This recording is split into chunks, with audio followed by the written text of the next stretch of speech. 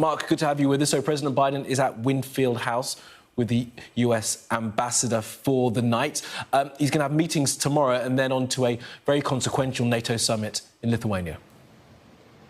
Yeah, a very, very busy beginning of the week for President Biden and for all 31 leaders of the countries that make up NATO. The first event for the president tomorrow will be Downing Street. It's his first visit, incidentally, as president to Downing Street. He's met Rishi Sunak once a month for the past 6 months, but since he's become president, he's not been to Downing Street itself. So there will be key talks at Downing Street with the Prime Minister where they will discuss Ukraine for sure. That will be front and centre. In the afternoon, he will go to Windsor Castle. There will be a guard of honour by the Welsh Guards in the quadrangle outside Windsor Castle, and then talks with the King, the first time again that he has met, the first time he's met the King as King. They know each other for over many years, but not as King and President.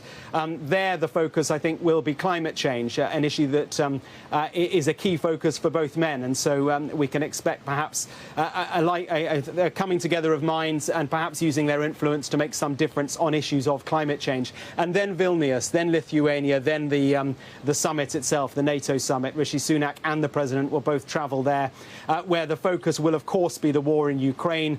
There will be focuses on the cluster munitions decision by the Americans, unease by other European and NATO countries simply because they are signatories to cluster munitions banning conventions that the Americans are not. I don't think that, though, will upset the summit. I think there's a recognition by all NATO countries that while they'd rather not have these weapons on the battlefield, the Americans have them. There is a supply shortage.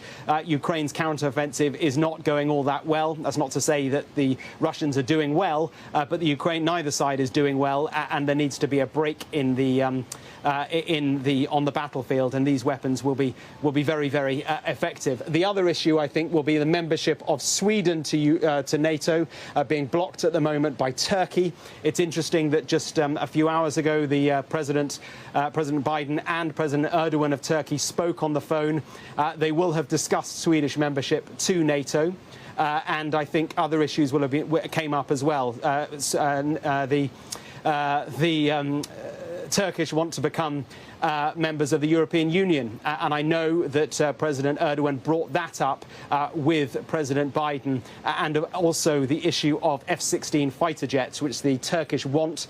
President Biden may well sell them to Turkey. All of these issues are linked because deals will be done behind the scenes. If NATO wants something out of Turkey, perhaps they'll give them something else. So an awful lot to discuss at a very key NATO summit. It is 500 days now, more than that this war has been going on. They will reflect on those past 500 days. They will try to forge a path for the coming months as well.